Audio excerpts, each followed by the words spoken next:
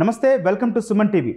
రాష్ట్ర ప్రజలు బీఆర్ఎస్ని ప్రతిపక్షంలో కూర్చోబెట్టిన తర్వాత జరిగిన అసెంబ్లీ సమావేశాలు చాలా వాడివేడిగా జరిగాయి. అయితే బీఆర్ఎస్ నుంచి విపక్ష నాయకుడు లేకుండానే ఈ సమావేశాలు అయితే జరిగిన పరిస్థితి. అట్లాగే బీఆర్ఎస్ అధినేత కేసీఆర్ కూడా సభకు రాని పరిస్థితి. మరి ఈ నేపథ్యంలో విపక్ష నేతగా ఎవరుండే అవకాశాలు ఉన్నాయన్నపై విస్తృతంగా అయితే చర్చ అయితే జరుగుతుంది. మరి ఎవరు నిలబెట్టే అవకాశాలున్నాయి, మరోసారి కేసీఆర్ ఫ్యామిలీ నుంచి ఎవరైనా ఉంటారా, లేకపోతే కొత్త పేరు తెరపైకి తీసుకురా, ఇవన్నీ కూడా ప్రస్తుతం రాష్ట్రంలో చర్చనీయాంశం అవుతున్న పరిస్థితి. సార్వత్రిక ఎన్నికల వేళ మరి చూద్దాం ఎవరిని చేసే అవకాశాలున్నాయి, వీటిపై డిస్కస్ అయితే చేద్దాం. ప్రస్తుతం మనతో పాటున్నారు Suman TV news chief editor Keshav గారు. ముకుందా జ్యువెలర్స్ తెలంగాణలో మొట్టమొదటి ఫ్యాక్టరీ అవుట్లెట్ మన కొత్తపేటలో ఫిబ్రవరి 14న గొప్ప శుభారంభం. సార్ నమస్తే. సార్ నమస్తే గౌతమ్. సార్, అధికార పక్షంలో ఉన్నప్పుడు అసలు ఇంత బలమైన పార్టీ లేదు, ఇట్లాంటి బలమైన నాయకులు దేశానికే మార్గనిర్దేశం చేస్తామన్న పార్టీ ఈరోజు విపక్షంలో నాయకులు లేకుండా అసెంబ్లీ సమావేశాలు జరిగినాయి. సార్, దీన్ని ఎట్లా చూడాల్సిన అవసరం ఉందంటారు? అంటే ఒకటి, ఇప్పుడు తెలంగాణ రాజకీయాల్లో ఒక కొత్త శకం ప్రారంభమైనట్టుగా మనం చూడాల్సి ఉంటుంది ఫస్ట్. రెండోది ఏంటంటే, గత 10 ఏళ్లలో తెలంగాణను చూసిన కోణం వేరు, ఇక నుంచి తెలంగాణను చూడబోయే కోణం ఇంకో వేరు. అంటే ఈ రెండు విషయాల మధ్య ఉన్నటువంటి అంతరం ఏదైతే ఉందో అది తెలంగాణ సమాజం కోరుకుంటున్నటువంటి అంతరం ఇప్పటివరకు చూసినటువంటి. అందుకనే కాంగ్రెస్ పార్టీకి అంత మెజారిటీ రావడం కానీ, కాంగ్రెస్ పార్టీకి అండగా నిలవడం కానీ, హైదరాబాద్ రంగారెడ్డి జిల్లా లేకపోతే బీఆర్ఎస్ పార్టీ జీరో. ఓవరాల్గా చూస్తే 15-20 సీట్లు కూడా వచ్చేటువంటి పరిస్థితి ఉండదు. హైదరాబాద్ రంగారెడ్డి జిల్లాలో వచ్చినటువంటి సీట్లు బీఆర్ఎస్ ఫేస్ వాల్యూని కాపాడి.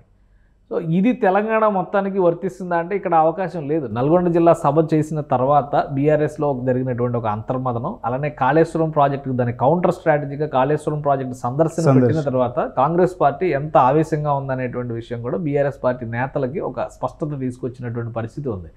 ఈ నేపథ్యంలో విపక్ష నేతగా అసెంబ్లీలో కనుక చంద్రశేఖరరావు కూర్చుంటే ఏం జరుగుతుంది? ఆల్రెడీ నిన్న చాలా సెటైర్లు పడినాయి అసెంబ్లీలో. మొన్న ఇది కాగ్ రిపోర్ట్ చూసినాక ఇంకా అదొక shocking factor. CAG report Telangana సమాజం మొత్తం కూడా ఒక ఆలోచనలో పడేసినటువంటి రిపోర్ట్. అంటే ఇంత బలమైన పార్టీ, ఇంత బలమైన నాయకుడు లేరా అనుకున్న వాళ్ళు ఇంత డొల్లతనం ఉందా అనేటువంటి విషయం కూడా ఈరోజు తెలుసుకునేటువంటి పరిస్థితి ఏర్పడింది. దాంతో బీఆర్ఎస్లో కొంత ఇబ్బందికరమైనటువంటి అంతర్మదనం జరుగుతున్నట్టుగా ఒక సమాచారం ఉంది. అలానే కాంగ్రెస్ పార్టీని కానీ రేవంత్ రెడ్డి, శ్రీధర్ బాబు, కోమటిరెడ్డి వెంకటరెడ్డి, కోమటిరెడ్డి రాజగోపాల్ రెడ్డి, బట్టి విక్రమార్క, ముఖ్యంగా వీళ్ళందరినీ తట్టుకునేటువంటి శక్తియుక్తులు ఉన్నటువంటి నాయకులు బీఆర్ఎస్లో ఉన్నారా అనేటువంటి ప్రశ్న రాలా. అసెంబ్లీలో జరిగిన తర్వాత చూస్తే 2 ప్రయోగాలు చేసింది. ఇప్పుడు మనం గమనించి చూస్తే కనుక బీఆర్ఎస్ పార్టీ పక్షాన్ని 2 ప్రయోగాలు చేసింది. హరీష్ రావుతో కౌంటర్ చేసేటువంటి ప్రయత్నం చేసింది, కేటీఆర్తో కౌంటర్ చేసేటువంటి ప్రయత్నం చేసింది. ఇది వాళ్ళ ఫ్యామిలీ మెంబర్ సెక్టార్గా చూస్తే బయట నుంచి వచ్చినటువంటి నాయకుల్లో పల్లా రాజేశ్వర రెడ్డితో ఒక ప్రయోగం చేసింది, తర్వాత కడియం శ్రీహరితో ఇంకో ప్రయోగం చేసింది. వీళ్ళందరిలో ఎవరికి ఎక్కువ మార్కులు పడ్డాయి ఒకసారి ఆలోచించి చూడండి. మొత్తం ఈ నలుగురిలోకి కూడా ఎక్కువ మార్కులు స్కోర్ చేసింది కడియం శ్రీహరి.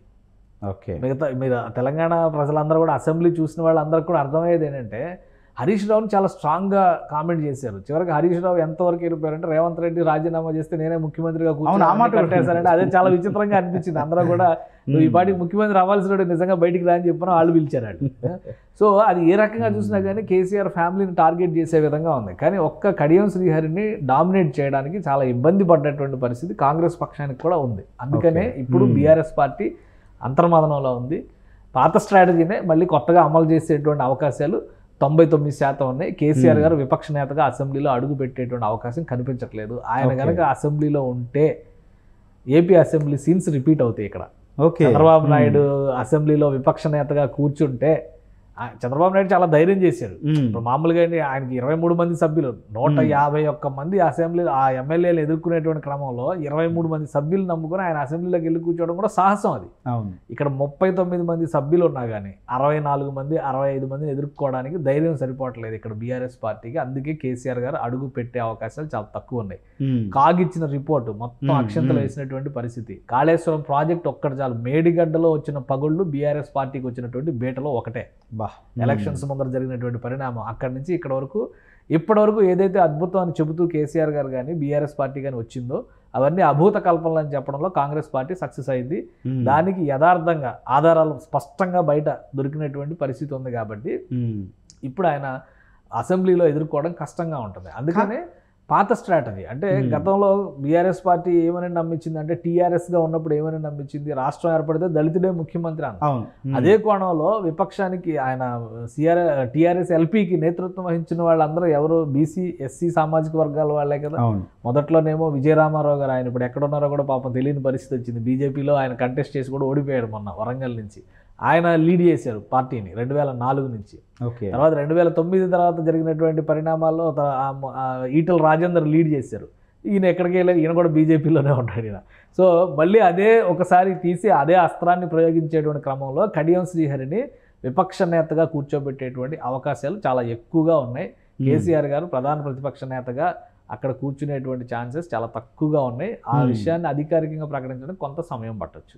కానీ సార్ ఇది పార్టీని దెబ్బతీసే అంశం కదా. మరొక విషయం, తెలంగాణ సమాజం మొత్తం కూడా ఇప్పుడు కాంగ్రెస్ చేస్తున్న బీఆర్ఎస్ ప్రభుత్వంలో చేసిన దానికి హయాంలో చేసిన పనుల మీద కానీ లేకపోతే కాగ్ రిపోర్ట్ల మీద కాంగ్రెస్ ప్రభుత్వం పెద్ద ఎత్తున విమర్శలు చేస్తున్నప్పుడు సమాధానం చెప్పుకోవాల్సిన అవసరం ఉందంటారు సార్? అవును, సమాధానం చెప్పాల్సినటువంటి అవసరం ఖచ్చితంగా ఉంటుంది కదా. గత ప్రభుత్వం కాగ్ రిపోర్ట్ అనేది ఒక లెజిటిమేట్ రిపోర్ట్, అది కాన్స్టిట్యూషనల్ బాడీ. అది కాన్స్టిట్యూషనల్ బాడీగా ఒక స్వతంత్ర సంస్థగా ఎంత పెద్ద ప్రధానమంత్రులు ఉన్నా కానీ ముఖ్యమంత్రులు ఉన్నా కానీ కాగ్ రిపోర్ట్ని ఎందుకు ప్రత్యేకంగా విపక్షాలు ఫోకస్ చేస్తాయంటే తప్పు ఒప్పుల్ని నిష్పక్షపాతంగా ఎండగట్టేటువంటి ఒక స్వతంత్ర వ్యవస్థ.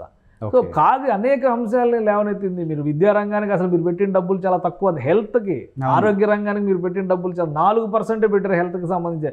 అసలు మీరు బడ్జెట్ కేటాయింపులు ఒకటి ఉన్నాయి, మీరు ఖర్చు పెట్టింది ఇంకోటి ఉందని చెప్పి లెక్కలు తీసింది. కాళేశ్వరం ప్రాజెక్టు ఉత్తినే 3వ టీఎంసీని తీసుకొచ్చి 28,000 కోట్ల రూపాయలు తెలంగాణ ప్రజాధనాన్ని ఎటు పంపించారని అడిగింది. ఎన్ని ఎకరాలు మీరు అదనంగా సాగు చేశారనేది ఇవన్నీ కూడా ప్రశ్నలు సమాధానం చెప్పాలి. అసలు మల్లన్న సాగర్ మీరు సిస్మిక్ రికార్డు సరిగ్గా పరిశీలించకుండా అక్కడ కట్టారు, రేపు పొద్దున ప్రాబ్లం వస్తే ఏం చేస్తారని ఇవన్నీ కూడా తెలంగాణ ప్రజలకు సంబంధించినటువంటి అంశాలే కదా. సో వీటన్నిటికీ సమాధానం చెప్పాల్సినటువంటి బాధ్యత ఖచ్చితంగా ఉంటుంది. ఇంకోటి ఏంటంటే పార్టీ పరంగా జరిగింది, పార్టీ పైన దాడి అంటే పార్టీ పైన కాకపోతే దాడి ఎవరి మీద జరుగుతుంది? నిన్నటి వరకు అధికారంలో ఉంటే మేమే గొప్ప అని చెప్పారు కదా. మరి అప్పుడు అదే పార్టీకి సంబంధించి చేసిన తప్పులను కూడా అంతే స్థాయిలో తీసుకోవాల్సినటువంటి అవసరం ఉంటుంది కదా. ఇక్కడ జరుగుతుంది అదే. కాంగ్రెస్ పార్టీ పైన ఇంకా సింపతి ఉంటుంది. ఎలా మాట్లాడినా కానీ రేవంత్ రెడ్డి గారు కొంత దూకుడు ప్రదర్శించే ప్రయత్నం చేస్తున్నారు కానీ దానికంటే సంయమనంగా ఓపికగా లెక్కలో విషయాలు ప్రజలకు చెప్తే చాలా ఈజీగా అర్థం చేసుకోవడానికి అవకాశం. ఎందుకంటే తప్పులు జరిగినాయి అంటే అనేక ఆధారాలు బయటకు వస్తున్నాయి. ఆ సాక్ష్యాలు చాలు ప్రజలు నమ్మడానికి. అందుకనే ఇప్పుడు గతంలో మనం చూసాం, ఆంధ్రప్రదేశ్లో కూడా ఇదే జరిగింది. చంద్రబాబు నాయుడుకి సరైనటువంటి మ్యాండేట్ వచ్చినా ఆయన పార్టీలోకి కొంతమంది తీసుకోవడం వల్ల ఏమైంది, నెగిటివ్ రికార్డు ఫామ్ అయింది. ఇప్పుడు ఇక్కడ మాత్రం ఏం జరిగింది, గత 10 ఏళ్లలో కాంగ్రెస్ ఎల్పీని మెర్జ్ చేసేసారు, టీడీపీ ఎల్పీని మెర్జ్ చేసేసారు. అసలు ఎంత దారుణాలు జరిగినాయి ఇవన్నీ. పెద్దల సభలో అయితే అసలు ఆ పార్టీనే కనుమరుగు చేసినటువంటి పరిస్థితి. సో ఇప్పుడు వాళ్ళు నేర్పిన విద్యను వీళ్ళు అమలు చేస్తారు, తప్పే ఉంది అందులో. కాబట్టి ప్రజలకి తెలుసు. కాకపోతే ఈ తప్పిదాలని కవర్ చేసుకోవాలన్నా కానీ పదే కల్వకుంట్ల ఫ్యామిలీని కాంగ్రెస్ నేతలు టార్గెట్ చేస్తున్నటువంటి విధానాన్ని కౌంటర్ చేసుకోవాలన్నా కానీ ఆ కుటుంబానికి సంబంధించిన నాయకులు ఎవరు కూర్చున్నా ఇబ్బందికరమైనటువంటి పరిణామాలు ఎదుర్కోవాల్సినటువంటి పరిస్థితి ఉంటుంది. అందుకనే మరొకసారి దళిత పరదా కప్పేటువంటి ప్రయత్నం బీఆర్ఎస్ ఎల్పీకి జరిగేటువంటి ఛాన్సెస్ 99% అయితే క్లియర్గా ఉన్నాయి. కానీ సార్ మామూలుగా చూస్తే అసలు ప్రతిదానికి ప్రభుత్వంలో ఉన్నప్పుడు అధికారంలో ఉన్నప్పుడు బీఆర్ఎస్ కేటీఆర్ కావచ్చు, హరీష్ రావు కావచ్చు, అయితే కవిత వీళ్ళు మాత్రమే ముందుకు వచ్చిన పరిస్థితి. కానీ ఇప్పుడు ఇటువంటి సంక్షోభం టైం అనుకోవచ్చు, లేకపోతే అంతర్మథనం టైం అనుకోవచ్చు, ఇటువంటి టైంలో సమాధానం చెప్పడానికి ముందుకు వచ్చి సభాపక్ష నేతగా ఉంటే కాదంటారా జనం, లేకపోతే పార్టీ కాదంటారా? అంటే కుటుంబ పార్టీలు అనే ముద్ర పడిందే ప్రాంతీయ పార్టీలకు. అందుకే అన్ని పైనుంచి కింద వరకు పదవులన్నీ కుటుంబానికి సంబంధించిన వ్యక్తుల చేతుల్లోనే ఉండిపోతాయి. ఇది ఎప్పటికైనా కానీ ప్రమాదకరమైనటువంటి సంకేతం, ప్రమాదకరమైనటువంటి విషయం ఇది. అదే కాంగ్రెస్ పార్టీని చూస్తే ఇప్పుడు చూడండి, పదే రేవంత్ రెడ్డి గారిని సీఎం అయినా కానీ మీరు టార్గెట్ చేస్తున్నటువంటి విధానం, దాన్ని సమర్థించుకోవాల్సినటువంటి పరిస్థితి అనివార్యంగా మీరే సృష్టిస్తున్నారు. కాంగ్రెస్ పార్టీలో ఏదో చీలికి తీసుకొద్దామనే ప్రయత్నం చేస్తూ సభా నాయకుడిని చేస్తున్నటువంటి విమర్శలు కాంగ్రెస్ పార్టీలో ఒక ఐక్యతను తీసుకొస్తున్నాయి. రేవంత్ రెడ్డి గారిని శ్రీధర్బాబు సమర్థిస్తున్నారు, బట్టి విక్రమార్క సమర్థిస్తున్నారు, కోమటిరెడ్డి సమర్థిస్తున్నారు. మేము అందరం ఒకటే అని చెప్పేటువంటి ప్రయత్నం చేస్తాం వలన ప్రజలకి కూడా ఒక బలమైనటువంటి మెసేజ్ వెళ్ళేటువంటి అవకాశాన్ని మీరే కల్పిస్తున్నారు. ఇంకోవైపు నుంచి జరిగిన తప్పిదాలపైన మాట్లాడకుండా గత చరిత్రని చెప్పుకుంటూ బతికేయడానికి అలవాటు పడ్డారు. తెలంగాణలో ప్రభుత్వం ఉన్నంతకాలం ఆంధ్ర పాలకులు, సమైక్య కుట్రలు వాటి మీద పబ్బం గడిపారు గత 10 ఏళ్లలో. మరి ఈ 10 ఏళ్లలో అంతకంటే ఎక్కువ విధ్వంసం జరిగిందని ఈరోజు చెప్తున్నారు. మరి ఈ 10 ఏళ్ల చర్చ గురించి కదా మాట్లాడాలి ఈరోజు బీఆర్ఎస్ పార్టీ నాయకులు. మళ్ళీ పాత కథ తీసుకురావడానికి అవకాశం లేదు. ఈ 10 ఏళ్ల కథని వాళ్ళు ఎలా డిఫెండ్ చేసుకుంటారనే దాని మీదే ఆధారపడి ఉంటుంది చరిత్ర అంతా. సో అందుకనే కాంగ్రెస్ పార్టీ చాలా గట్టిగా గత 10 ఏళ్లలో జరిగినటువంటి తప్పిదాలపైన ఒక లిస్ట్ చేసి చివరికి ఎంత పెద్ద స్టేట్మెంట్ ఇచ్చారు, సమైక్య రాష్ట్రంలో కంటే ఈ 10 ఏళ్లలో జరిగిన దోపిడీనే ఎక్కువ అనేటువంటిది ప్రూవ్ చేసే ప్రయత్నం చేస్తున్నారు కదా. నేరుగా కాగిచ్చిన రిపోర్ట్లోనే అది కనిపిస్తున్నప్పుడు సంజాయిషి ఇచ్చుకోవాల్సింది ఎవరు? బీఆర్ఎస్ పార్టీనే అవుతుంది కదా. అందుకని ఇప్పుడు డిఫెన్స్లో బీఆర్ఎస్ పార్టీ ఉంది. కొంచెం ఓపికగా సంయమనంగా ఆట ఆడాల్సినటువంటి అవసరం ఉంది.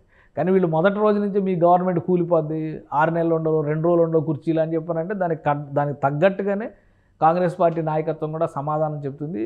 తెలంగాణలో ఒక బలమైనటువంటి ప్రతిపక్షంగా బీఆర్ఎస్ పార్టీ ఉండాలి అనుకుంటే కనుక ఖచ్చితంగా న్యూట్రల్ పొలిటీషియన్స్ని, న్యూట్రల్ లీడర్స్ని తెరపైకి తీసుకురావాల్సినటువంటి అవసరం ఉంది. అందుకని ఇప్పుడు మీరు ఎవరు మాట్లాడే వాళ్ళు ఉండొచ్చు, 39 మంది ఎమ్మెల్యేలు ఉన్నటువంటి అసెంబ్లీలో, బీఆర్ఎస్ పార్టీకి సంబంధించి 39 మంది ఉన్న అసెంబ్లీలో ఎవరు స్ట్రాంగ్గా పార్టీని డిఫెండ్ చేయగలిగారు?